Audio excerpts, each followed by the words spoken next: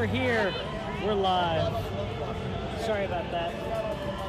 So, rocking it out. Now you can hear us. Okay. Everything is awesome. Everything is awesome. Everything is cool when you're part of a team. Everything is awesome. Yes. So, we're here live at the Let's Play Gaming Expo. Apologies for earlier. This is live. We're live and like out and about, like in the real world, where people are here and people are coming up and talking to us. So it's fun. And without the setup we usually get, exactly. We usually have a much more controlled environment. It's a little different, but I think you guys will enjoy it. So come up and see us if you're at the Let's Play Gaming Expo and you happen to be watching Twitch while you're here. We have a chair. If you have a chair, you can come up and talk to us. E3. Yes. Was phenomenal, and we talked a little bit about this before during our false start. But you were talking about Xbox coming out with the Slim. The Slim, and then saying that the Scorpio was coming out. Yeah. It's just a lot of weird messaging, and I feel like that they still haven't figured out how they want to present this. And there's some more news that we're going to talk about later, where Phil Spencer said that if you don't have a 4K TV, there's, quote, no reason for you to buy an Xbox One Scorpio. Which I thought was, it was irritating to me. For the biggest reason it was irritating to me was that we talk about resolution. Yeah. Resolution, frame rate, these things are important. But one of the things that people don't talk about enough, unless you're really in the gaming stuff and really into like development, is like objects on screen. Yeah. So one of the big things, like NAC did a really good job with this. The amount of objects on screen for NAC, when you have like particle physics and stuff like that going on. Those things are really important when it comes to gaming. And biggest example of that is like the early Resident Evil games, right? Early Resident Evil games, you had like tops 5 zombies. Usually have like 2 or 3. The game couldn't handle it. Did you know that there are versions of the original Double Dragon where it doesn't stop you every once in a while, and so you can just keep going, and the game will keep adding enemies as you hit their triggers, and you can crash the game? I didn't know that. Yeah, because it runs out of memory, and it's like, I got to keep up with all these. Nope, I'm done. Nope, done. And that's one of the things that, because like one of the things that they've done with that they're doing with the next Gears of War game is they're having the campaign at 30 frames a second. Yes. So that they can have a prettier, more dense universe, and they can put more objects on screen. They can increase the draw distance. They can increase the frame rate, or not the frame rate, but the textures and the quality of said textures by dropping the frame rate. And that's a balance that every game developer has to make. It is, and if you're, everyone can flame me in the comments, I've said this before, if you're doing a third-person shooter game or third-person adventure game, it doesn't hurt to have a lower frame rate, around 30. 24 frames a second is the standard for video for movies. If you go to a movie and you watch that cinematic feel, is 24 frames a second. Having the game at 30, I'm fine with. Yeah. Gears is a very cinematic game, a very cinematic type of environment. And for them to be able to do more on screen at 30 frames per second works for that. First person's different. VR is different. We'll talk about VR later on. VR, nope. You can't drop that frame rate, or you're going to have vomit all over your, and you're not even going to know what you're vomiting on until you take it off. When you take it off, you realize you vomited on the cat and the coffee table, and you realize that you are now... And you see the trail of vomit where you vomited on the cat going off into the distance. That's not going to work. No, it's not. So, I guess we could start kind of doing a brief thing. We got like an hour left here, but I guess we can kind of... Tomorrow we're going to go more in depth. Yes. So, because we don't have enough time right now. And there's also Destructoid in particular covered a lot of the things that weren't in the press conferences. Unfortunately, a lot of video game reporting is simply acting as a proxy to spread press releases. Exactly. I mean, Ubisoft does a press release, and then everybody goes, "Here's news." Yeah. Okay, they didn't find that. They're not really doing journalist work. They're just saying, "Here's a thing we got. Here's another thing they said," and that's why it's really important for me to find sites like Destructoid and Kotaku. Yay, Kotaku. Yes. Because they go out and they actually find news. Yes. And journalistic integrity is something that's really hard to come by. Fortunately for us, there's enough news and enough press releases and enough companies who are saying things that we can kind of analyze. We report what we can. There is, believe it or not, more news than we actually give you. But it's the stuff, because there's a lot of things where they'll come out and they'll say, you know, we've updated the engine. It's like, okay, cool. That's not news. But there's a couple of sites out there that are looking for more than the press release, the press conferences. And so what we reported on last weekend was mostly kind of the press conferences and the fallout thereof. Yeah. And that's why it was. Anyway, he's tired. He's been here all day. I have. But yeah, kind of moving forward with, here's our plan. Here's what we want to show you. And then a couple of sites kind of dug in there, and because apparently E3 is where game developers go to drink. And they get hammered. That's fantastic. And they just start talking about what they're working on. So there's a lot of other news that comes out of E3 that's not necessarily something that was covered in the press conferences. We'll get to that tomorrow. But today we're just talking about kind of the press conferences overall, because like we both had reactions, and there's some things that on reflection are a little bit deeper than maybe we thought. Because I was curious what you thought. You saw the Final Fantasy 15 demo. I did. Okay. What were your thoughts? Because I have become even less impressed with it than I was initially upon second viewings. Less impressed with Final Fantasy? Yeah. Like I had managed to kind of squelch my hype and make it where I was like, okay, it's Square Enix. I don't really trust them. But then with like the demo where they were on the base, which was part of what we were saying a second ago, and then when they did the Uncovered event, and they were like Sakaguchi and Amano and Uematsu, and like they're pushing these names that I do trust, and those people are endorsing it. And it was just talking about, do you want to come sit over here and talk about Final Fantasy 15? Okay.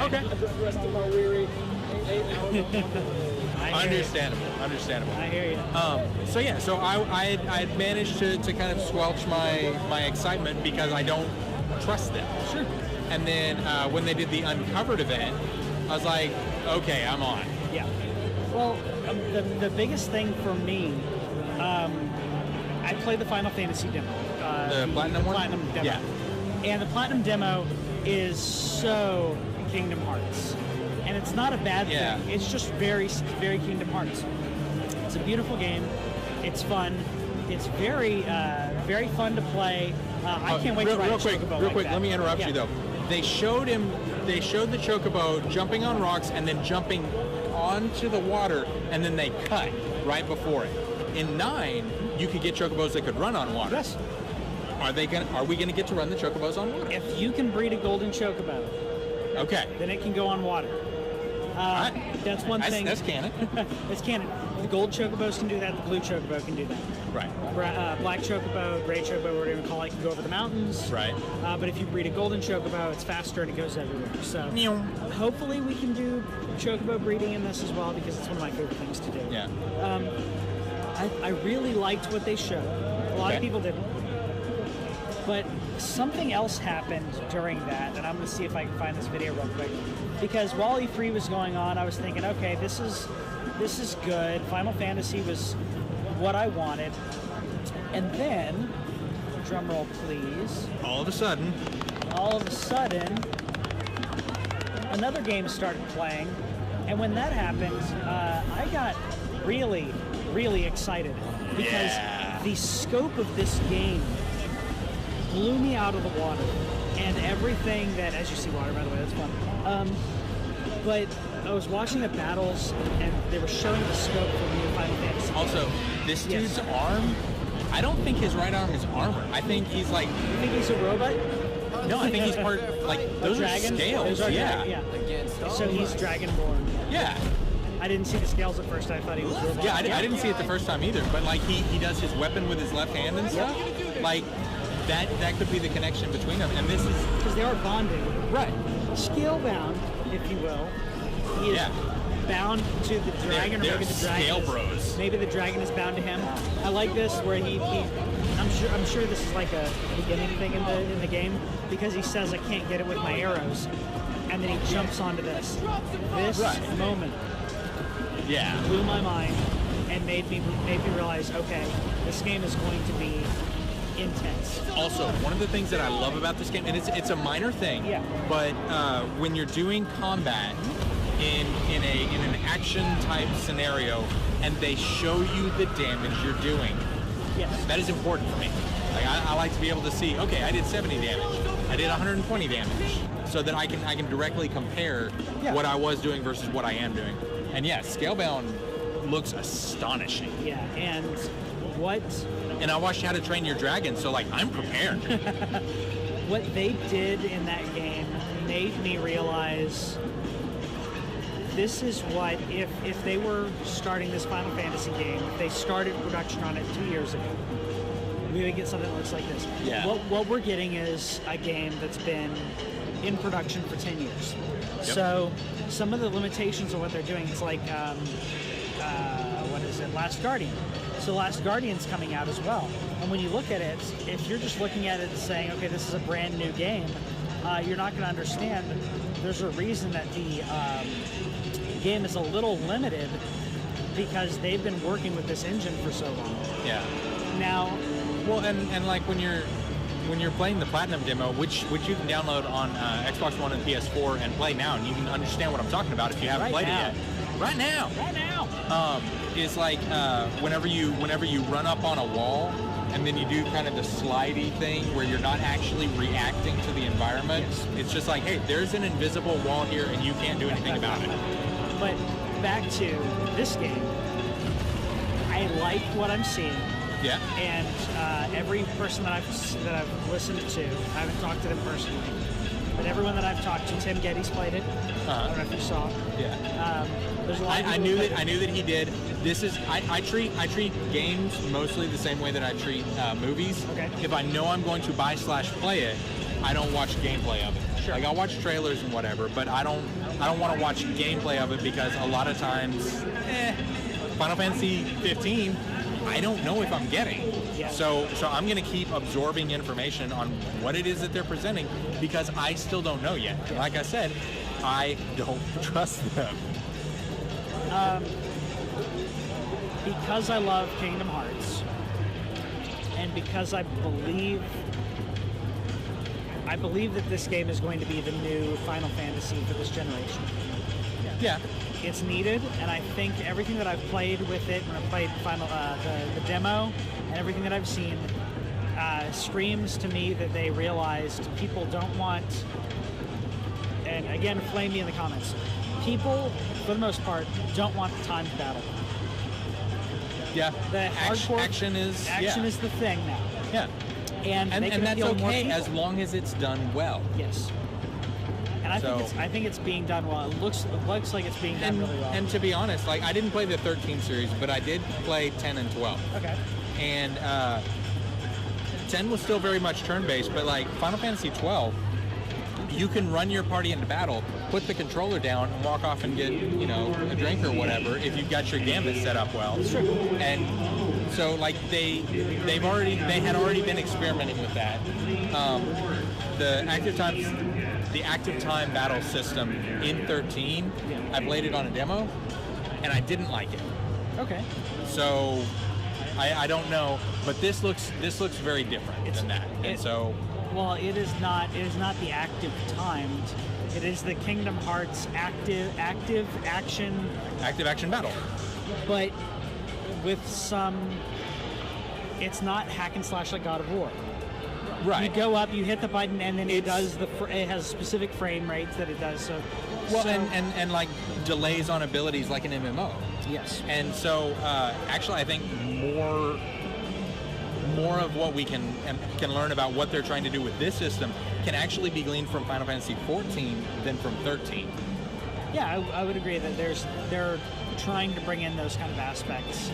I just think that the scale of what they were trying to do, not just the game, but the scale of the enemies, is going to be done really well. It looks like it's being done really well, and if you saw in some of the combat, if you saw the combat demo, they were kind of attacking and almost getting on top of some of these things. Well, and that's where his little, was it warp strike ability? That's where that's going to come in. Yes. And so there's a lot of things that are exciting about it, but at the same time, watching it, it seemed so canned. Like you have to kind of do the battle, but you can't quite do this thing yet because you got to wait. And it was like cast Blizzara. Okay, is that something I could have done 20 minutes ago? Is that something that I needed to do enough damage? Were you waiting for me? Like, and obviously this is a battle. The Titan is not the first thing you're going to fight. So by that time we will have been indoctrinated into the battle system, the way it works, and we will understand the philosophy of it. Yeah. Right now I don't. And so viewing it from the outside without really getting what they're trying to do with the combat, I'm not ready to put my money down on it yet. And I am. I trust them, and I think that. Okay, why? Why? Why do you trust them? This is the Kingdom Hearts team. Half of it? Yeah. Brought on and under management of the other team. Okay, sure. So we might get something half-baked, half-good. Yeah. But and that's my concern, is like, with all the time that it's been in development, how much has been dropped? How much is it held back by what they were trying to do? Because I mean, it's possible that they completely reset, and at some point they just chucked everything they had and started over. But I doubt it. But one thing we're talking about games that we want to put our money at. There was a game that we got to see some more footage of at this E3, but not during a conference.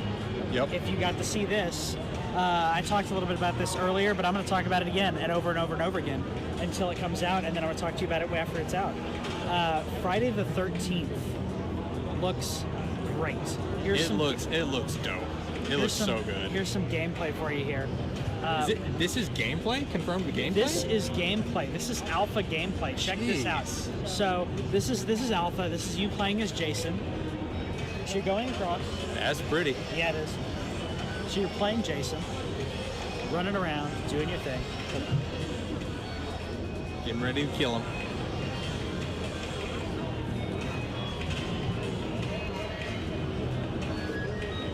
And here we are,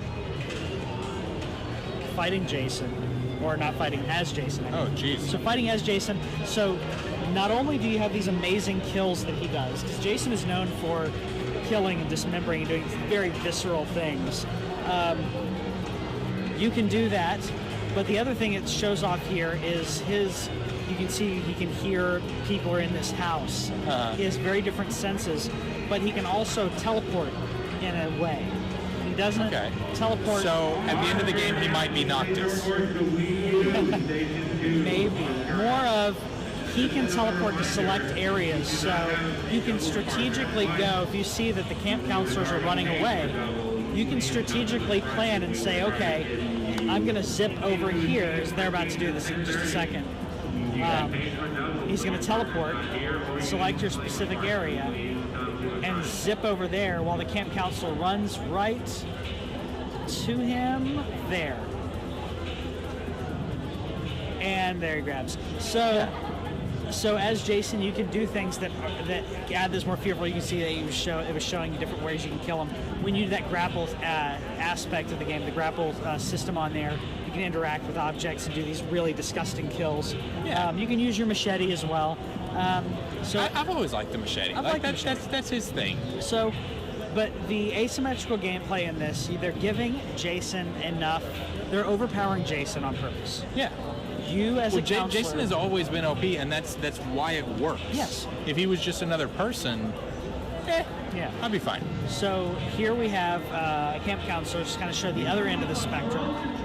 So as a camp counselor, you need to survive, obviously. Yeah. You also have to manage fear. You can break free. There's a break free system, so I'm sure it's not easy, but you can do it. Yeah. You also have to manage fear. They didn't talk a lot about it, but one of the things that interests me about it is apparently the more fear that the camp counselors have, the more power Jason has. Makes sense. So there's a scene you'll see here in a minute. She's going to go into a cabin, and Jason watched her go into the cabin. So as you're playing as the camp counselor, you can hide to try to stay away from Jason, which is, I think, what they're about to do here in a second. Just a second. I think it's in just a minute. So you could open up windows, so Jason can hear and see anything that's going on when you're doing this. There, the camp counselor hides. So if you're Jason and you saw that happen, or I guess if you guessed, you could do something. As Jason, I believe you can open doors regularly, but I think that this is an option to do to instill fear. Okay. You can break down doors. Yeah. So you break down the door. That would make me afraid. So Jason's running around, and now, and if obviously this is to show how this game works and everything, but you have to sit there and wait and see what happens. If Jason comes after you, and if you're playing as Jason, you could you saw the window open. You saw the window open, so he knows someone's in there. He could have heard something because you get little vibrations for sound. But here, he got an option to stab.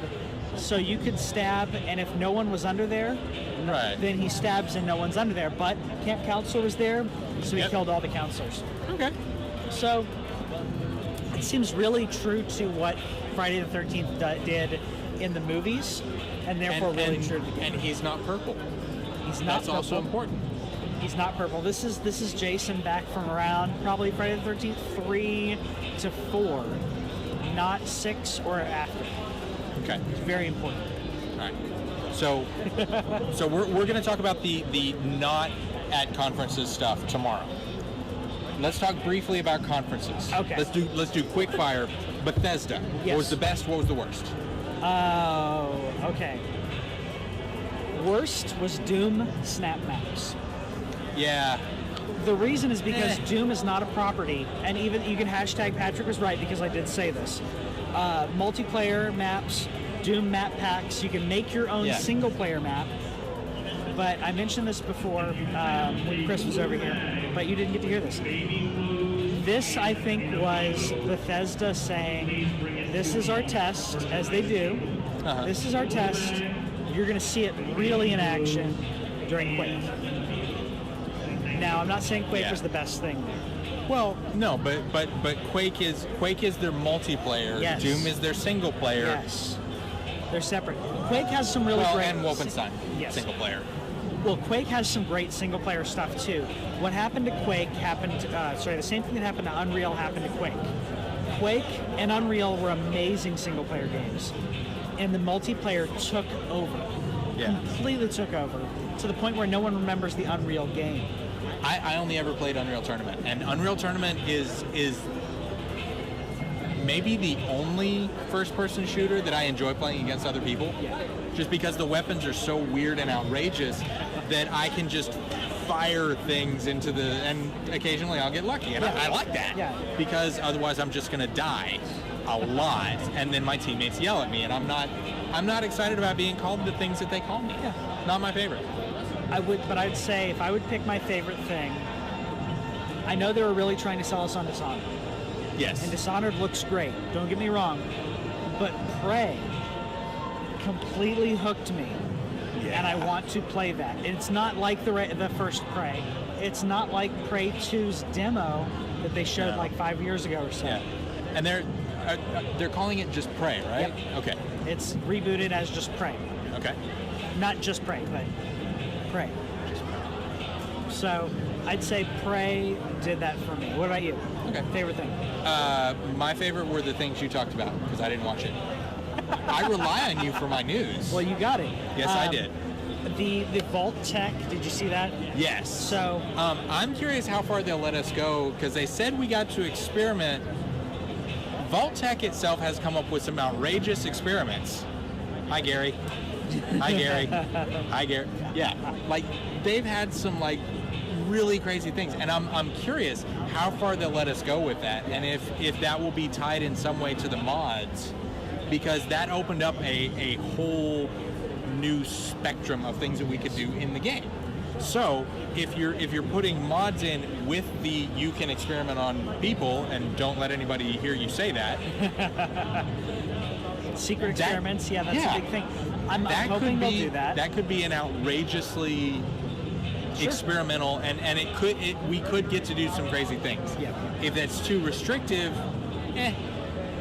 I'm hopeful that if Bethesda doesn't do it, that someone in the mod community does it, where the Fallout shelter aspect of managing people happens in the Fallout 4 game. I can see that, yeah. You're building, because it's not unlike Bethesda, like I keep saying, they do something here and then they bring it over to a completely different game. Right. But if they brought over the Fallout shelter stuff on mobile over to the game, even better if they could integrate the two together.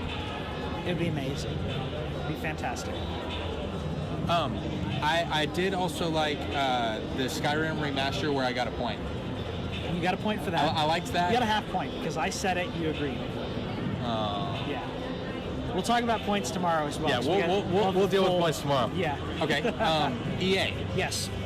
So EA, one of my favorite things about EA was not only the was actually surprisingly was the journey. Okay. The FIFA 2017, the journey, and that to me, not as a footballer, as a soccer fan, but to watch that and have them hook me in the story of a person who gets into the Premier League, who becomes a footballer. And I keep referring to it as footballer because they were in England, they were doing this. So I think that was one of my favorite things that they went over. I'll play some little footage while we're talking about that. Yeah, and that's one of those things, because like football becomes more interesting the better you understand it. Yes. And it's kind of the same with basketball, because like Brown Dog Pie Dog is my brother Cameron, and he kind of liked basketball, but then he started playing the NBA 2K series, and he started to understand it. And as he grew to know more about the game, the better he understood it, the more he enjoyed it. And so now he's like a big actual real life basketball person and enjoys that. Soccer is my game, and I love that. Every 4 years when that goes down, the World Cup is my jam. And it's really funny because I have a bunch of Mexican cousins and aunts and uncles and stuff, and they know me as the guy who, whenever sports are on, I go, is there anything to eat, drink, do? Can I do something else? And so they had never seen me invested in sports. And the thing is, after about the 6th minute, I don't sit down for the rest of the game. I will stand up, I will pace back and forth, and I'll do kind of this rocking back and forth thing, and like it's kind of nuts. Yeah. And so I really like the idea of moving into that, and I like the idea of this kind of teaching people the difference, because to somebody who doesn't understand football, you're watching it and you're like, well, like I was watching the IT crowd the other day. Oh, he's got the ball. I bet he's going to kick it. Oh, there he goes, and that is apparently worthy of a round of applause. Yeah, that's what it looks like. Yep. To me, I see there's a play. It's starting to develop. It didn't happen. Yeah. Fell apart because of positioning. I can see a play develop, and I think that this could be something that introduces Americans to the strategy behind it and the way things work on the pitch. Yeah. And I'm really excited about that. I don't typically play the FIFA games, but I'm considering this one for that reason. It hooked me enough. One thing that hooked me as well is, well, as if they hadn't already hooked me, was Mass Effect. So real quick, one thing that I really liked about seeing this Mass Effect trailer is I liked the idea of humanity, of human. That's the thing in the Mass Effect universe. Similar to Star Trek, humans are not the most powerful. They're not. They're the last person that comes in. Some people don't trust them. Some people do. But one thing that I really enjoyed about this, not only graphically and everything, but it looks like we're going to be doing more exploration. And it's one thing that I really liked about what I liked about the idea of Mass Effect.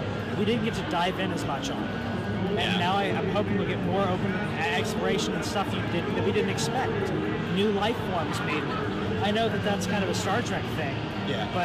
But I also really cool. I also like the way that Mass Effect does alien races. Like they're in the Star Trek universe, they're typically humanoid, but they have different cultures, different attitudes, different priorities, and that's the thing more than just the way that they look that makes it interesting for people to see. Because like when you're dealing with Klingons, you understand and you can respect the warrior attitude, and they just revel in this, and that's okay. And on Earth as it is right now, sometimes you can get into such a microcosm of, or an echo chamber is a better analogy, where all I hear is people that agree with me. And so what Mass Effect pushes forward is the idea that not only should you listen to other people's opinions and thoughts, it's entirely possible that they've thought this through more than you, and they're just, you're not just going around trying to convince everyone that you're right. You actually have to change your perspective. Exactly. And that brings a new aspect to role-playing a character, because you have to open your mind more in a way that you don't typically. Exactly. I love it. It's exactly what you said. It's one thing I like about Star Trek and I like about Mass Effect. When you go to talk to different aliens, they have different outlooks, different cultures, and it's really cool. And I like that they're not all just humans with a different skin color or maybe ears. The Krogan and a lot of the other alien races are really cool. The Krogan are basically Klingons, let's be honest. But they're cool. I like Klingons. Klingons are cool. So, what was the next one? We had Microsoft. Next one would be Microsoft. Yeah. What was the worst thing that Microsoft did? Revealed the Slim, and then an hour and 12 minutes later told everyone why they shouldn't buy it. Yep, because that's basically what happened. I don't get it. It's confused and confusing messaging. Again. Yeah. Hashtag Patrick was right, because I said this was going to happen. What they did not do a good enough job of is to say, here's what we're doing, but here's why you still need an Xbox One. Yeah. Why should I keep my Xbox One? Why should I buy a Slim if 1 year from now I can buy? Because, let's say you have a PS4 and you don't have an Xbox, right? Like you do. And you go, the Slim is out, and then you find out the Scorpio's out, and you say, well, why would I buy both? Yeah. And on top of that, the way that they're moving to, because everything is announced as coming to Xbox One and PC, was it Windows Anywhere, 10. Xbox Anywhere? Windows 10. What's it called? Xbox, I think it's Xbox Anywhere. Okay. So the Xbox Anywhere, where they're pushing forward on the PC games. Why would I need an Xbox? And that's another thing that I think they're strategically doing for a couple of reasons.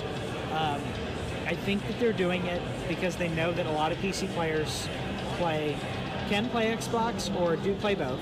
Yeah. They have both markets. It's like PS4 and Vita. It's like, okay, why did you're on both of them? Why not do it? But I think one of the other things that could be happening is Microsoft could be saying we may see an end of consoles. As that's what people are. Some people are predicting this will be the last console generation. I don't think so. I don't think so whatsoever. PCs for majority of gamers, I'm talking about casuals to mid-casual to semi-serious, they just want to pick up a game and play. Yeah. You don't want to maintain PC hardware. Don't want to install updates. It's extra time. Yeah. I don't mind doing that. Some people would rather just play. Well, for me, like in America, we have increasingly finite amounts of time. Yes. And so if I have, like, sometimes I'll have, like, if I have 10 minutes to play, I know that I can sit down, fire up Rocket League, turn on a game, finish the game, walk off, and I'm done in 10 minutes. Yeah. That's why Rocket League is still my choice game if I've got 15, 20 minutes. Add Dangerous Golf to that. You need to buy Dangerous Golf. I need to buy Dangerous Golf. Dangerous Golf is so fun. Just came out last week. I'll probably add that to my list. But yeah, that's another one that you just pick up, you turn on, you play, you put down, you walk away. Yeah. And there's a lot less maintenance involved, and that's important to me. Yep. But one of the things that they did do really well is when they had their indie sizzle reel, every time that gets me, because like that stuff looks so exciting, and I like the way that they push that every year. They have remained committed. Sony did not have one this year. No, they didn't. Usually they do, but they didn't. And the Idea at Xbox program, Microsoft continues to look for independent developers who are doing things, let's be honest, that are weird. Yeah. Limbo is a weird game. Yes, it is. That made huge amounts of money for them. Super Meat Boy was before people were like, hard games, yeah! And it was a huge deal for them. Yep. Like, it's not going to work every time. Yeah. Super Hot, where time only moves when you do. That's one of those that you can explain, and then it's immediately followed with, oh yeah, that sounds cool. Wait, what about, and you know, as you process it, it becomes more exciting with the possibility, and they've delivered. Yes. I mean, they have continued to build these, they've continued to support them, except for Phantom Dust, which keeps popping up and disappearing and popping up and disappearing, which is, that's a weird one, but like, their commitment to the indies and the way that they looked and they said, okay, look, like the looking for group function and the arena, like there have been entire websites, and I know I already said this, but there have been entire websites devoted to, do you want to have a tournament on Xbox? Here's where you can file it and figure it out. And now they're just going to handle that for you because they know that's a thing that people do.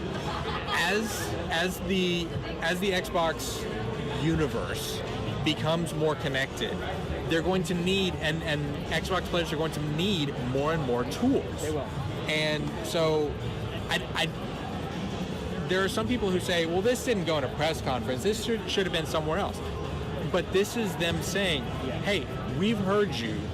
There are issues, some of which are important to you, some of which are important to this really small, super loud group. Yep. Cool, we're back. We're just going to do kind of a... Well, we were going to do more in-depth stuff, but we got a little bit more time before the Expo closes.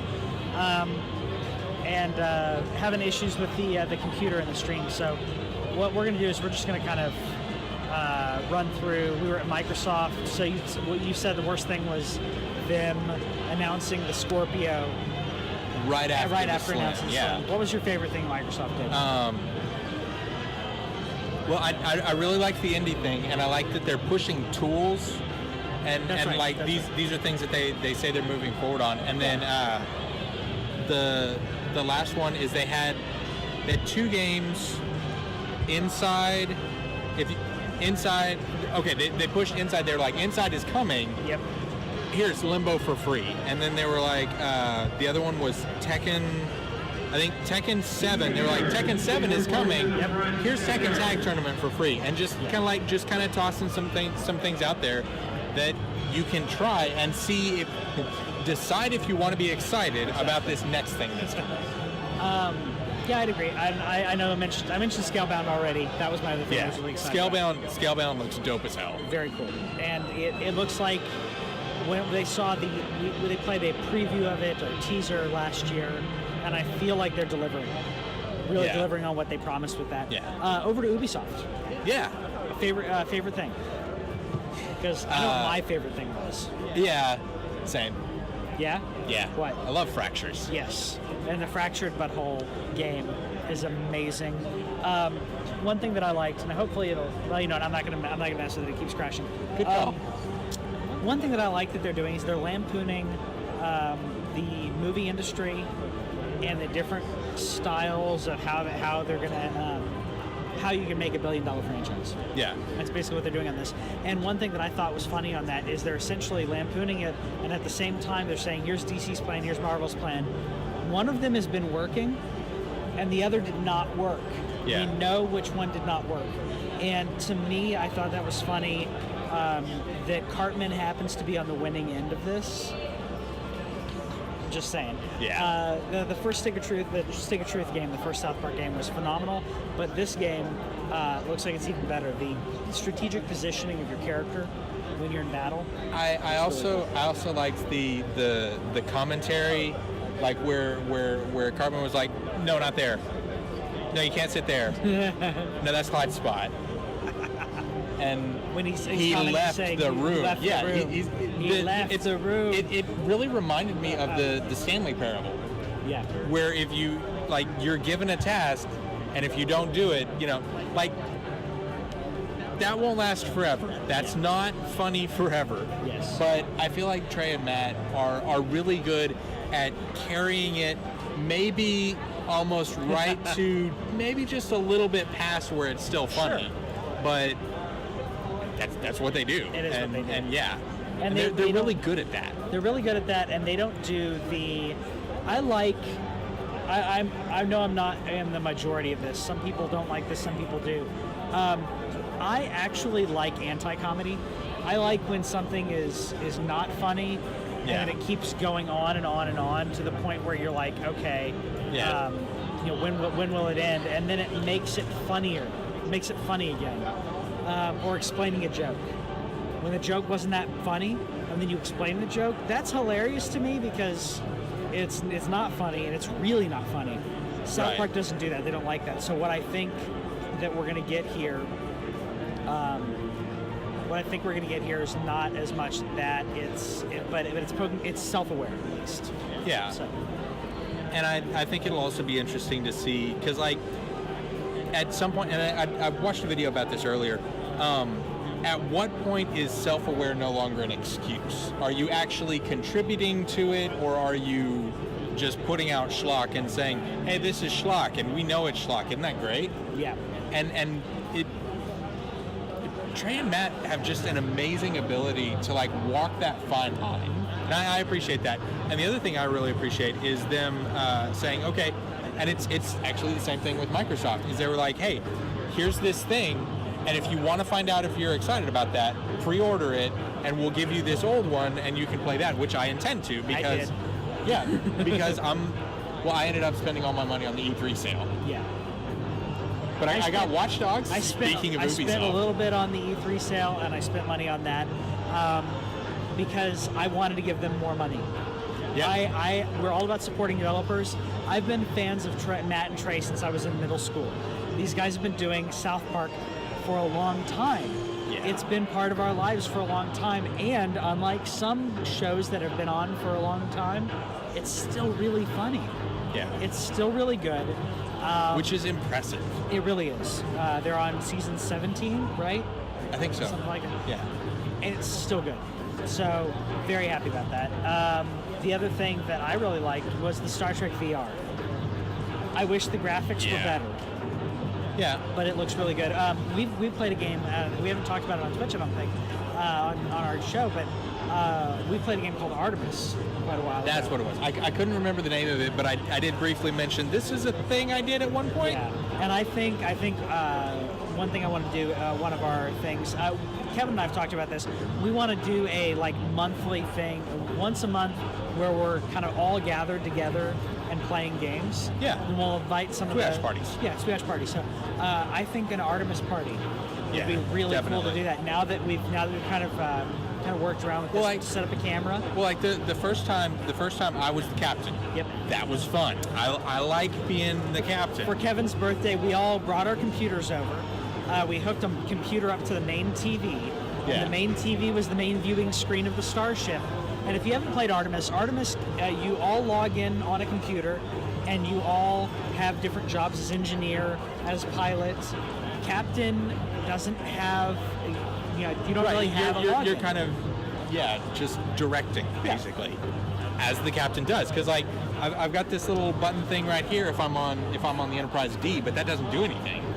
I mean, and Kurt didn't even have that. He just has these massive silver... He kind of sat in weird positions. Awkwardly. Yeah. I mean, at least Cisco had like a room. Presumably, it has a comm panel. But anyway, like the captain kind of analyzes stuff that goes around, and this looks very similar to that. And it was really fun to see LeVar Burton. It was great to see LeVar Burton and Jerry Ryan and what's his face from the new movie as well as Dread. I can never remember his name. It's a really simple name, and I shouldn't. And he's really good. Crawlerman. Yes. Yeah. He is great. Seeing them there was really, really cool. And those are the right people to do that. I was really surprised Will Wheaton didn't make a surprise appearance. Because that would have been hilarious. Shut up, Wesley. Exactly. I really like that. I wish that there was... I thought that they would show a little bit of Assassin's Creed of a future game teasing that. They didn't. No, and they did talk about the movie. They did, and I liked the way that they demoed Watch Dogs 2. That looks really fun for me. Yes, it does. Let's kind of go on to the negative was that was an hour too long. They kept going for like every single game. Yeah, they kept going just like Nintendo did. Yeah. And we'll get to more of that later. Without a whole lot of, So real quick on Sony. Sony, I think, knocked it out of the park. Because they went, game, here's a game, and you get a game, and you get a game, and you get a game. And they were all games that we want. They were really good games that we want. Starting off with God of War. God of War looked amazing. They just kept showing great things over and over. Horizon Zero Dawn. Horizon Zero Dawn looks amazing. And Resident Evil Biohazard. Yep. Wow. I cannot wait, and I love that they're calling it Biohazard. Well, not technically here. Here it's just going to be 7. Biohazard is the Japan name. I thought that was the subtitle. In Japan. Oh. But that's what I'm going to call it, and that's apparently what you're going to call it too, because that's cooler.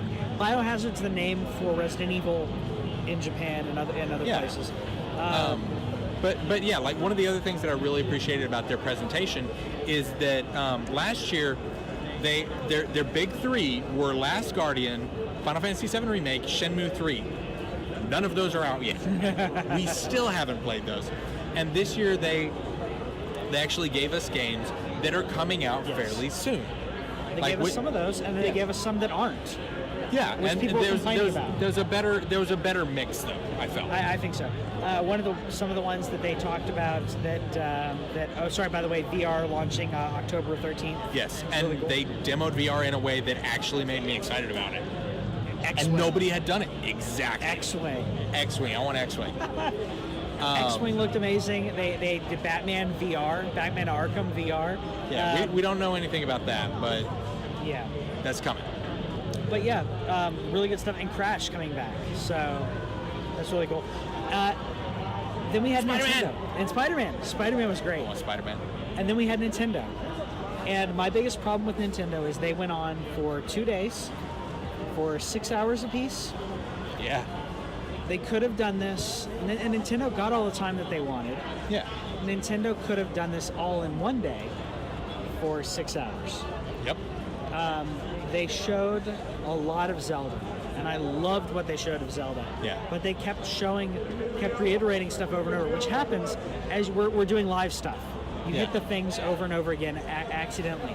But they could have staged it saying, all right, we're going to do Zelda for 30 minutes, then we're going to do this game. Then we're going to go back to Zelda, then we're going to do this game. Especially because that's what their directs are. Their directs are a very controlled, focused thing, and that's one of the things that I've appreciated about them in the past. Exactly. The like treehouse maybe, is, I might not be excited about it, but you're not going to take me all day to tell me that I'm not excited about this. However, Pokemon Go, I am all in. Pokemon Go looks great.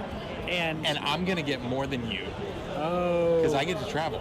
Yeah. So I can access like rare Pokemon in areas that you don't get to see.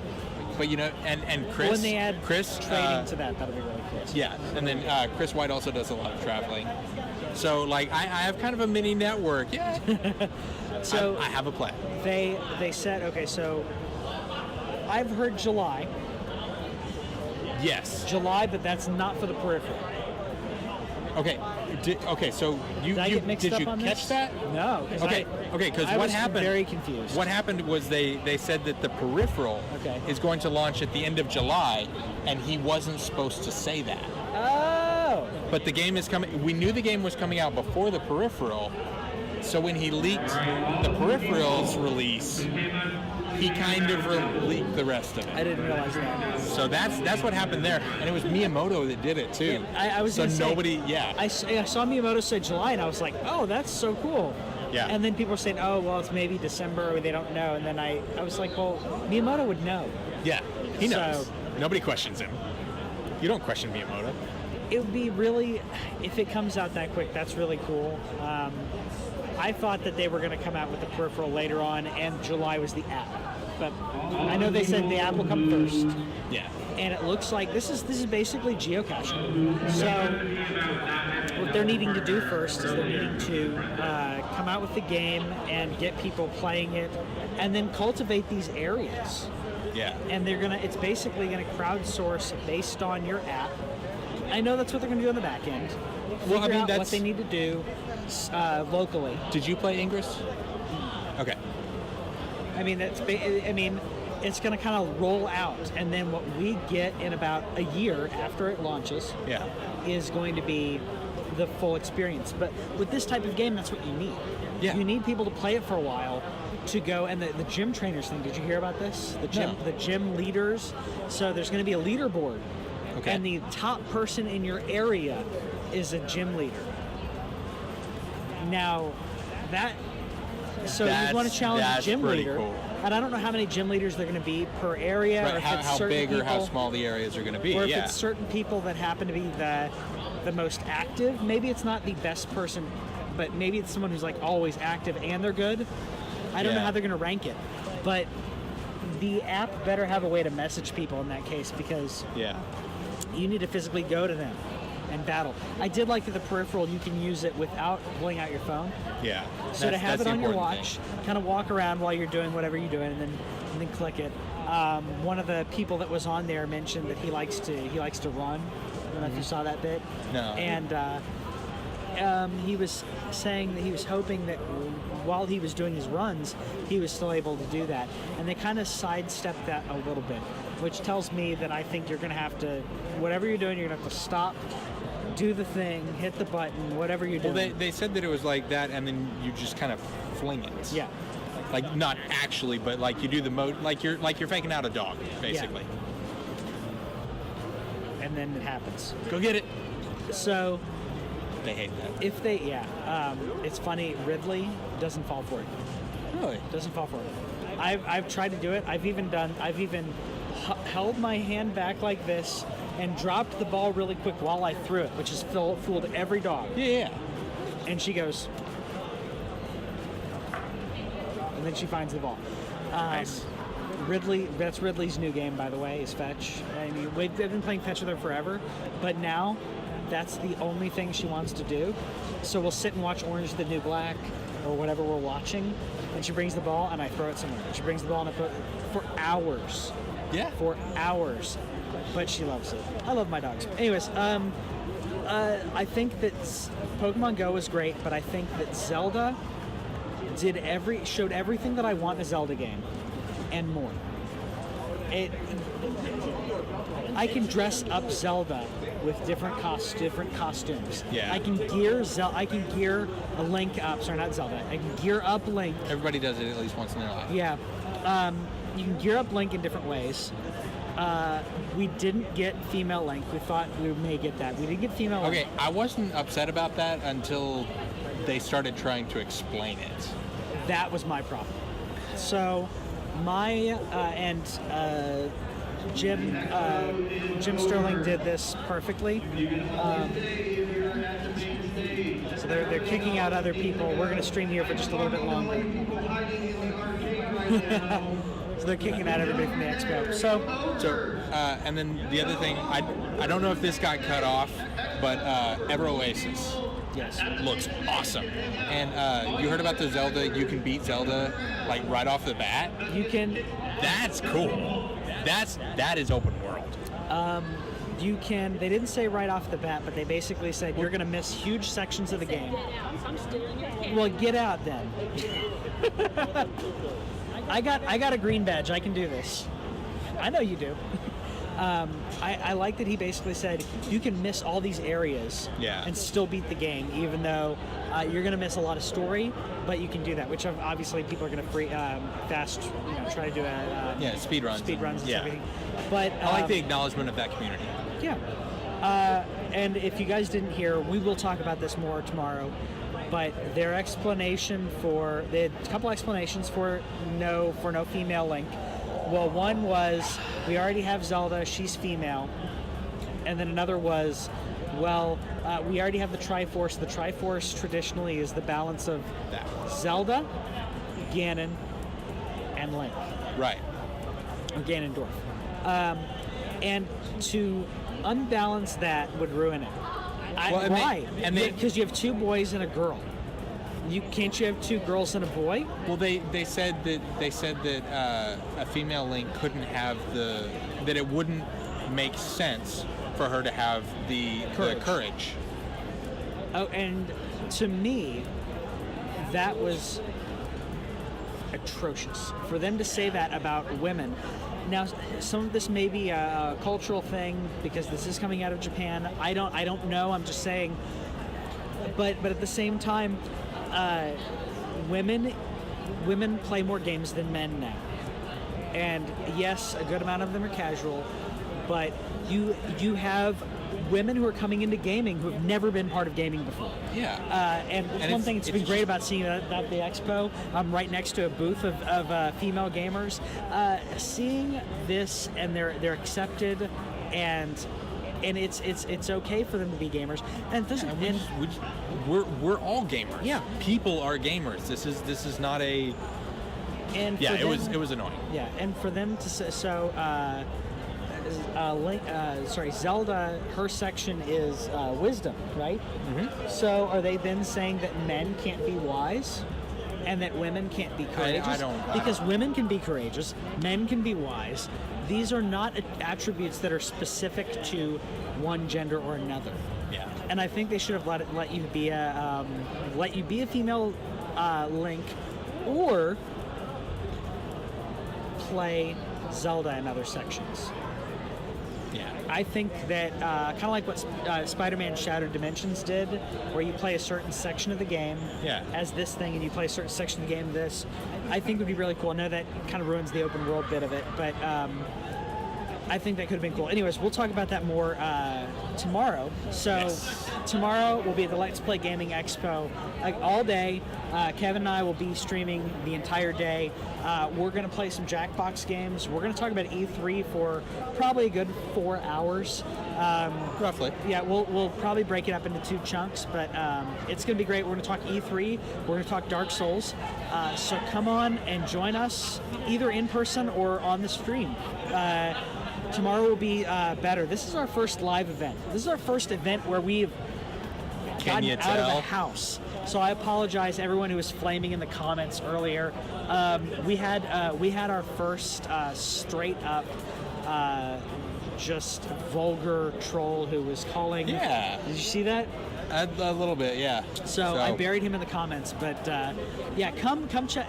Watch our stream or come check us out live, and we'll see you guys later.